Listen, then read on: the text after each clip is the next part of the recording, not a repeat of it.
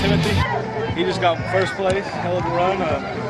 How was the training run or anything? Was it okay after Irma? Did it get ruined? Yeah, so I was actually up in Ohio State for my official visit, so I actually got stuck up there. Good bucks. So I was able to get my runs in and everything. So when I came back, Irma left, and then but still, like my practice, there was a lot of trees and branches, so I had to clean all that up. So. Gotcha. Did you like this course? Was it easy? Was it hard? Yeah, so it was my first time on this course. This is a little. I'm from Orlando. This is up in Gainesville, so it's a little bit of a drive. Yeah. But I like the course. It was short, fast, not many hills.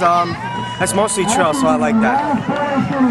And you got first place, but how do you feel overall about today's race? You know? I mean, I felt good. I mean, I'm just trying to get back in shape. You know, it's my third meet, and Irma kind of destroyed a little part of my season because there was no meets. But other than that, I feel great today. And do you have a favorite runner? Maybe do you watch any running or nah? Yeah, so I love running Worlds, Olympics, the Diamond League. My favorite runner is probably Robbie Andrews. I believe he's the most, underrated runner.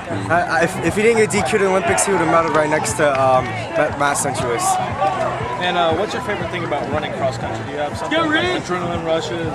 I like because it's like mostly in the trail, so it gets a lot cooler, and it's a great team sport too. Hey, good run today, Timothy. Thank you.